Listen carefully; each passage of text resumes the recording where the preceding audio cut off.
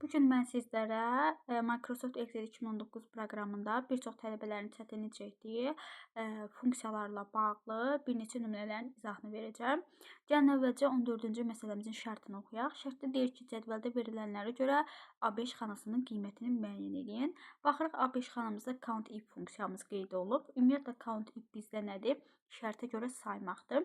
İndi bizə verilən diapazon A1 və D4 diapazondur. Əvvəlcə diapazonumuzu qeyd edirik və bu diapazonumuz əsasında demək biz funksiyamızı həll edirik. Yəni funksiyamızın cavabını tapırıq. Vergüldən sonra dırnaq içərisində boşluq, yəni heç nə verilməyib. Bu deməkdir ki, biz boş olan xanaları sayını tapmalıyıq. Boş olan xanalarımız A2 xanamızdır, B1 xanamızdır, B3 xanamızdır, bir də ki D2 xanamızdır. Yəni cəmi bizim neçə dənə boş xanamız var? 4 dənə boş xanamız varmış. İndi keçirik növbəti cədvəlimizə. Növbəti cədvəlimizdə A5 xanasında count A funksiyamız qeyd olunub. Count A bizdə dolu xanaları saymaqdır. Yəni bu dolu xanalar həm mətn daxil ola bilər, həm də ədəd tipli verilənlər daxil ola bilər. Yenə də bizdə A1, D4 diapazonu deyir. Bu diapazonda bizə boş olmayan xanalarımız neçə dənə olacaq? 1, 2, 3, 4, 5, 6, 7, 8, 9, 10, 11, 12. Yəni mənim cəmi neçə dənə? 12 dənə dolu xanam varmış.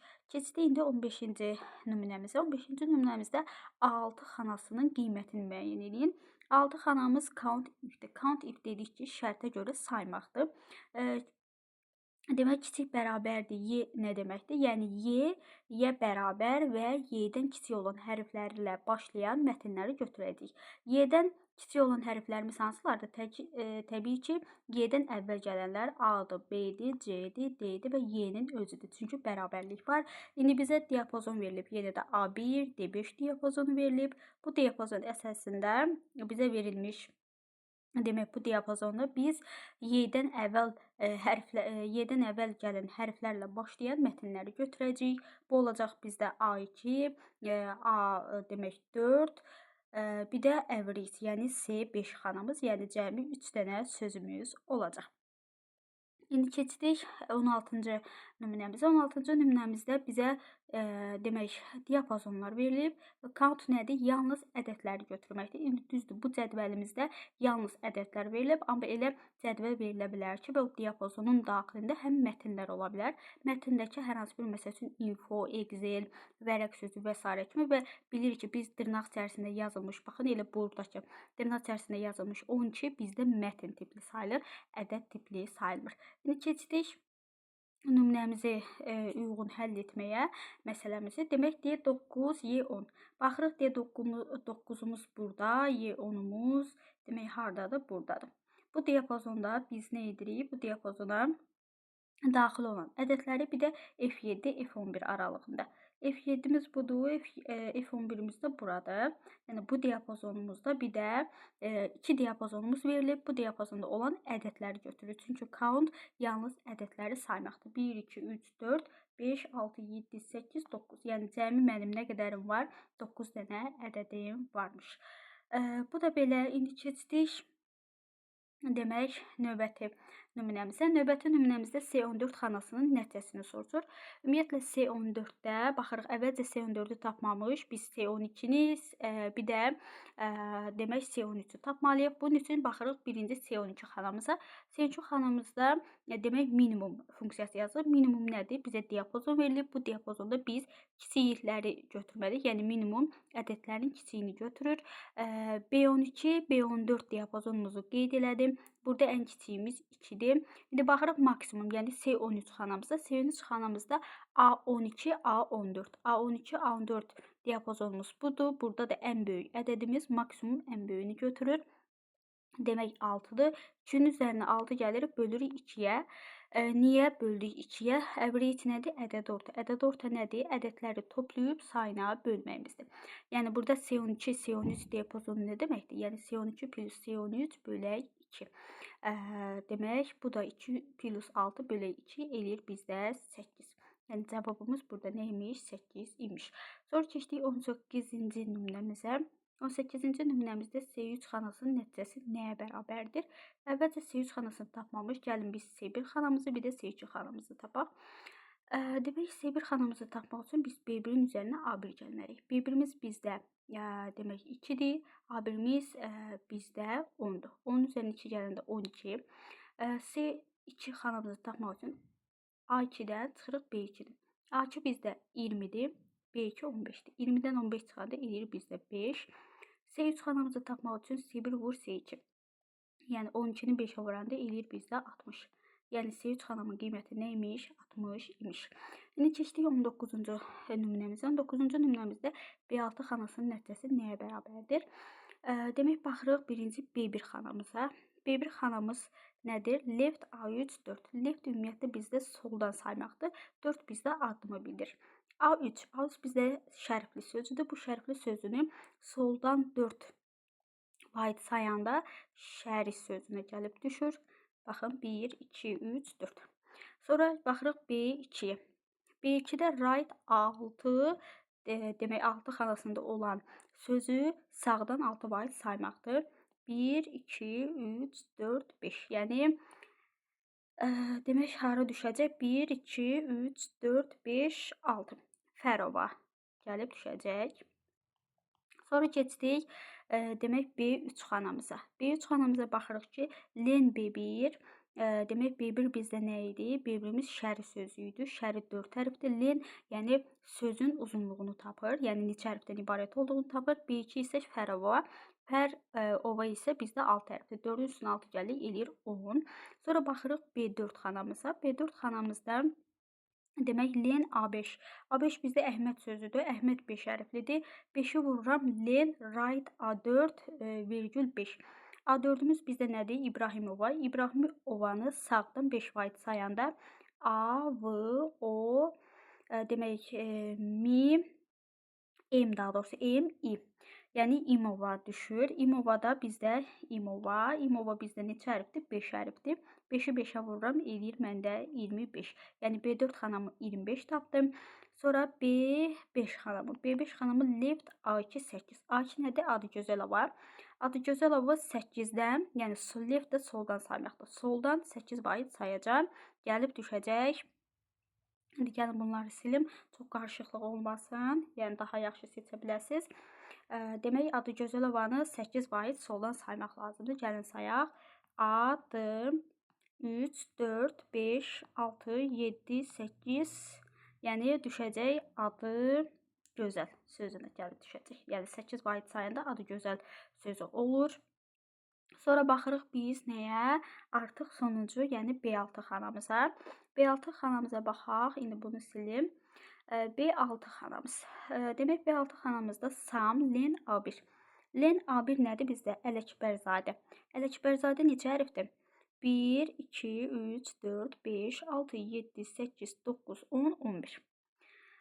Demək, Sam 11-in üzərinə Sam cəmləməkdir. 11-in üzərinə B3. B3-ü neçə aldıq biz? 10.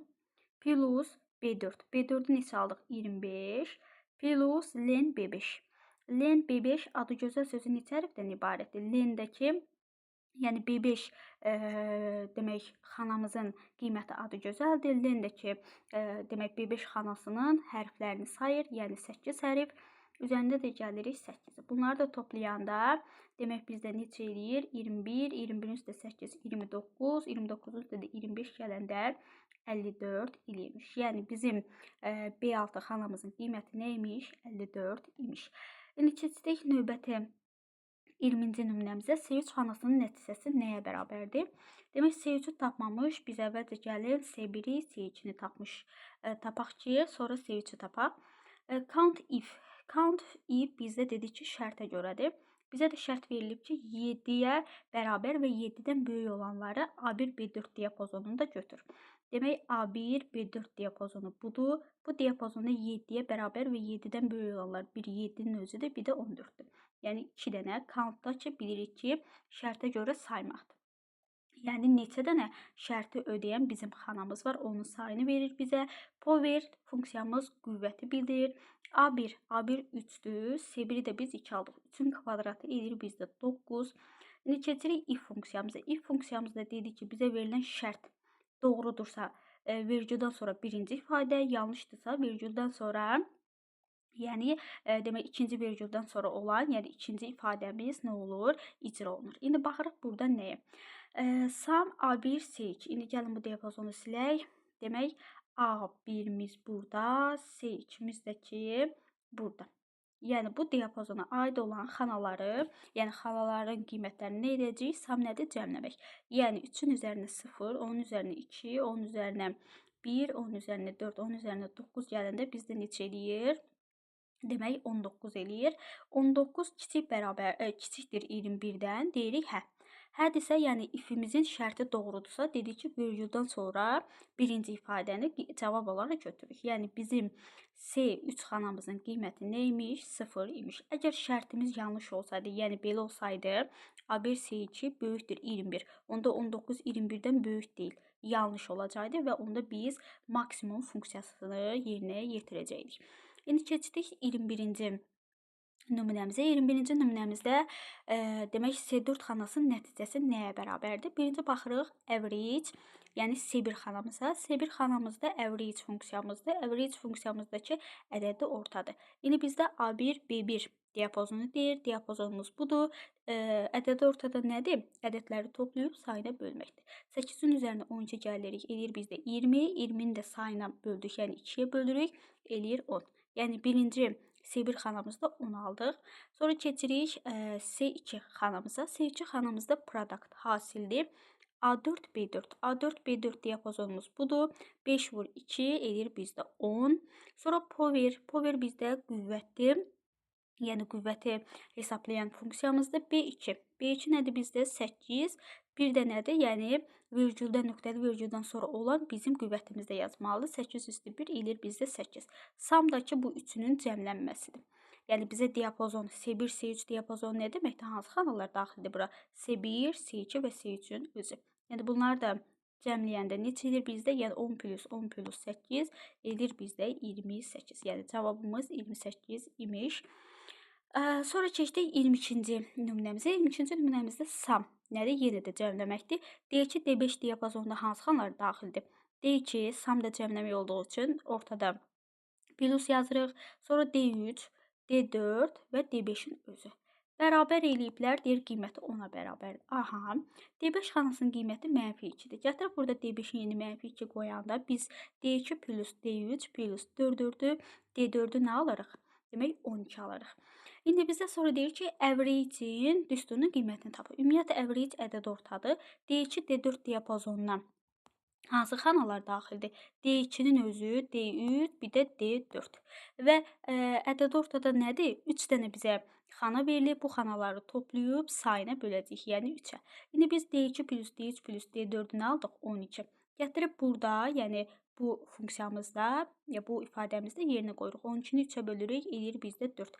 Yəni average funksiyamızın qiyməti nə imiş? 4 imiş. Ümumiyyətlə bu tiplərdə siz əvəz etmə yolu ilə, yəni birinin yerinə digərini qoymaqla cavabı tapmış olacaqsınız. Yəni keçdik 23-cü nümunəmizə. 23-cü nümunəmizdə deyir ki, B1 xanasında verilmiş bu düsturumuz, yəni ənkli olan düsturumuz B2 xanasına, B3 xanasına, B4 xanasına, B5 xanasına, B6, bir də B7 xanasına köçürüldülər zaman hansı xananın nəticəsi true olacaqdır? Ümumiyyətlə biz bilirik də B2, B7 diapazonu hansılardır? Biraz bundan əvvəl saydığım xanalar daxildir. Yəni B1 xanasını, B1 xanasında olan düsturu mən keçirməliyəm B2 xanasına. B1 xanasında olan düsturu B3 xanasına keçirməliyəm. B1 xanasında olan düsturu B4-ə, B1 xanasında olanı B5-ə keçirməliyəm. Yəni köçürmə eləməliyəm. Sonra B1 xanasındakını B6-ya, B1 xanasındakını B7-yə. İndi burada B-ni balaca yazaq, siz şərti görə biləsiniz. İndi baxarıq nəyə? Sütunlarımız gördüyünüz kimi dəyişmir. 1-dən 2-yə getmək nə deməkdir? 1 vahid artmaq deməkdir. 1-dən 3-ə getmək 2 vahid artmaq deməkdir. 1-dən 4-ə getmək 3 vahid artmaqdır. 1-dən 5-ə 4 vahid, 1-dən 6-ya 5 vahid, 1-dən 7-yə isə demək 6 vahid artmağımız deməkdir. İndi yəni bizə verilən bu düsturda sütunları dəyişməyəcəyik. Ədədləri, yəni sətirləri 1 vahid, 2 vahid, 3 vahid, 4 vahid, 5 vahid və 6 vahid edəcəyik, artıracağıq. İndi baxırıq B2 xanasını hesablayaq gəlin. B2 xanasında demək artıq əndi yazmıram, birbaşa demək şərtləri yazacağam. A olduğu kimi qalır təbii ki. 1 vahid artıb olacaq 2 kiçikdir 700 nöqtəli virgül A yenə olduğu kimi qalacaq 1 olacaq 2 böyükdür 300. Yəni şərtlər eynidir, sadəcə biz xanaları dəyişdirəcəyik. Sonra baxırıq daha doğrusu B3 xanamıza. B3 xanamızda olacaq A, yəni olduğu kimi qalır. 1-dən 3-ə getmək nə deməkdir? 2 vahid artmaq deməkdir. Yəni burada verilən A1 xanasını biz nə edəcəyik? 2 vahid artıracağıq. A1 xanasından 2 vahid artmaq nə deməkdir? Eləyəcək bizdə A3 xanamız kiçikdir 700 nöqtəli virgül A3 böyükdür 300. İndi növbəti hissələrdə şərtləri yazmayacağam, artıq şərtlər eynidir. Yəni A4 xanamız, A4 xanamız, A5 xanamız, A5 xanamız. Niyə? Çünki 1-dən, baxın, bura görə hesabladım. 1-dən 5-ə getmək nə deməkdir? 4 vahid artmaq deməkdir. Mənim də A1 xanam varsa, mən 1-i 4 vahid artırıb eləyəcəm A5. Sonra baxıram B6 xanama. B6 xanamda sürüşdürmə etməyim üçün mən A6, daha doğrusu A6 olacaq. Sonra B7 xanama sürüşdürmə edən zaman A7, B, daha doğrusu A7 olacaq. Çünki baxın şərtdə ikisi də A-dır və sütunlarımız da dəyişmədiyi üçün A mənim sütunum olduğu üçün A-nı da dəyişməyəcəm. İndi gəlin baxaq nəyə? İndi bunu fərqli qələmlə edim ki, daha yaxşı başa düşəsiniz, yəni qarışıqlıq olmasın. İndi baxırıq artıq şərtlərimizi yoxlamağa. Ümumiyyətlə bizdə deyir ki, hansı nəticəsi true olacaq. Ənddə belə bir qayda var ki, əndin mötərizə daxilində olan bütün şərtləri doğru olmalıdır ki, cavabımız doğru olsun. Yəni ənddə bir dənə səhv varsa, bir dənə false varsa, cavabımız avtomatik olaraq false olacaq. İndi baxırıq A2.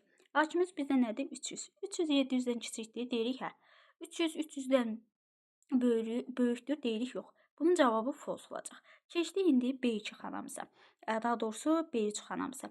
B3 xanamıza A3 kiçikdir 700. A3-miz nədir? 600. 600 700-dən kiçikdir. Nə deyirik? Deyirik ki, hə, kiçikdir. 600 300-dən böyükdür. Deyirik, hə, böyükdür. 2 dənə hə olduğu üçün cavabımız true eləyir. Demək. Sonra keçdik hansı xanamıza?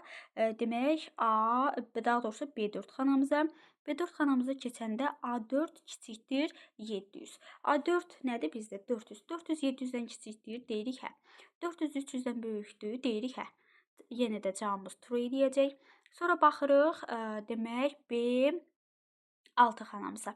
B6 xanamıza baxan zaman, daha doğrusu hələ B5 xanamız qalıb. B5 xanamıza baxaq.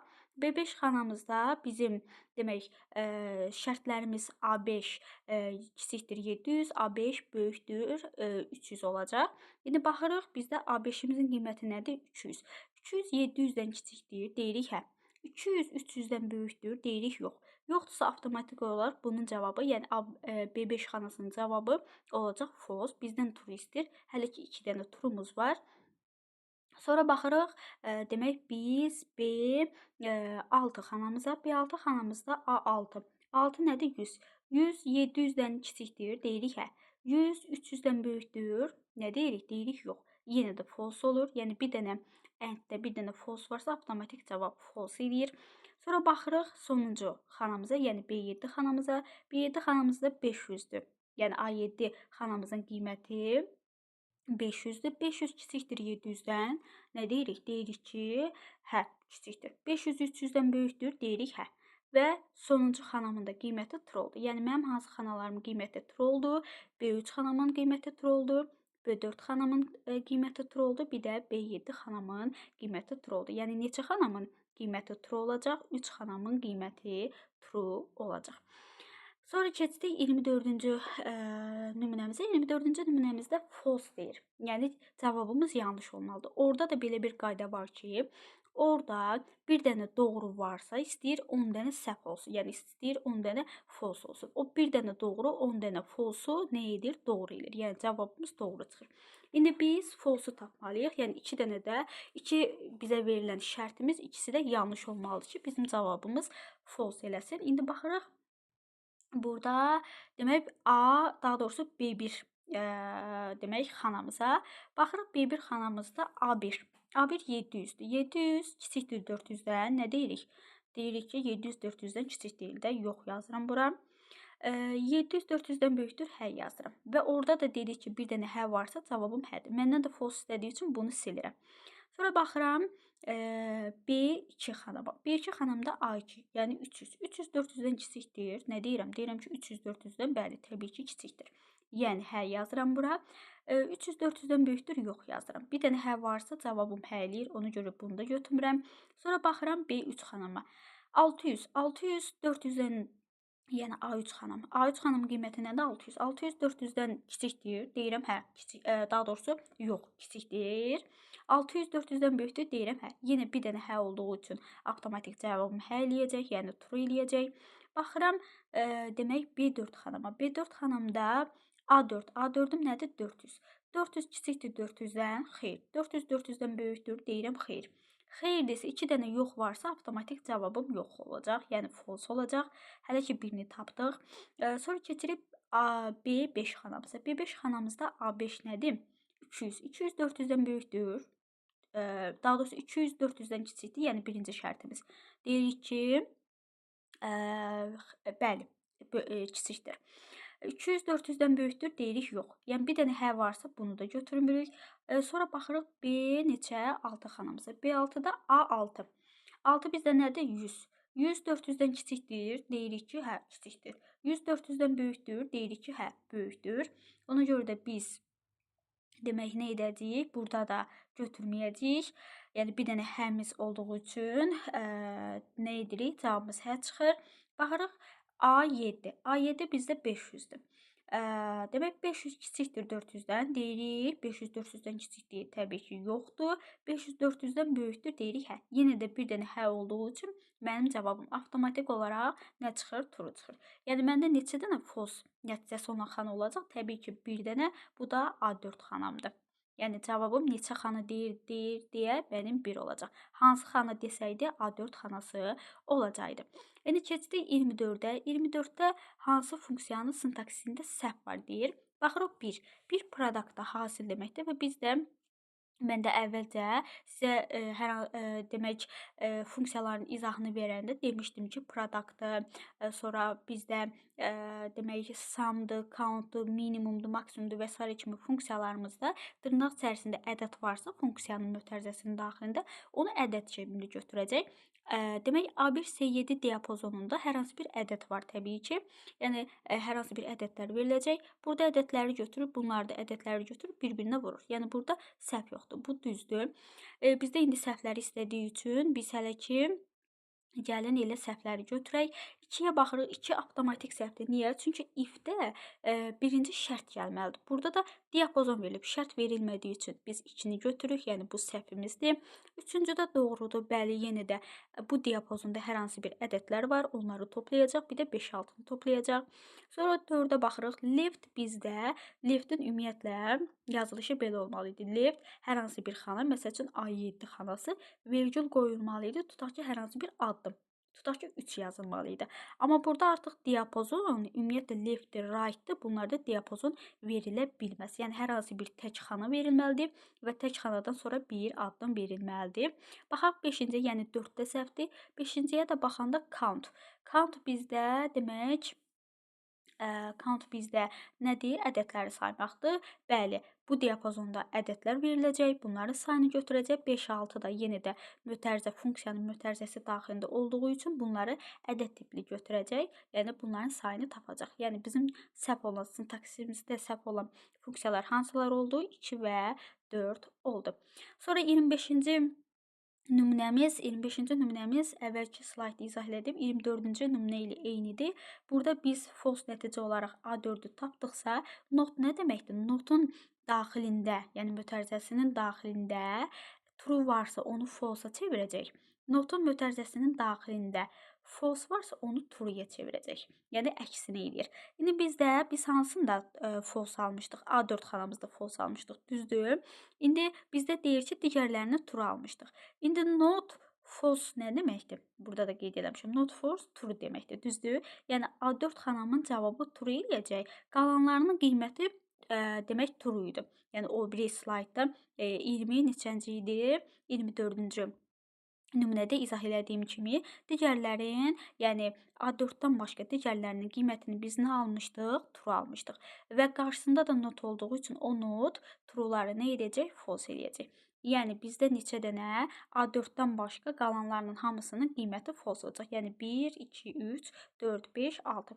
6 dənə xanamın qiyməti indi neçə xana deyir? 6 dənə xanamın qiyməti false olacaq. Əgər desək ki, hansı xanalar, onda götürəcəksiniz B1, B2, B3, B5, B6, bir də ki, B7. Və sonuncu, demək, 26-cı nümunəmizi də izah edək.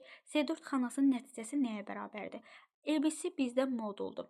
Bizə verilir -2,5, ondan müsbət 2,5 çıxardır. Demək, faktorial nədir? Faktorial hər hansı bir ədədin faktorunu riyaziyyatdan bildiyiniz A4 nədir? Bizdə 3-dür. 3-ün faktorial nəyə bərabərdir? 1 vur 2 vur 3-ə. Yəni riyaziyyatdan bildiyiniz həll üsulu 1-i 2-yə vuranda 2, üzərində 2-ni 3-ə vuranda 6. 2,5-i də 6-ya vuranda 0 yazırıq.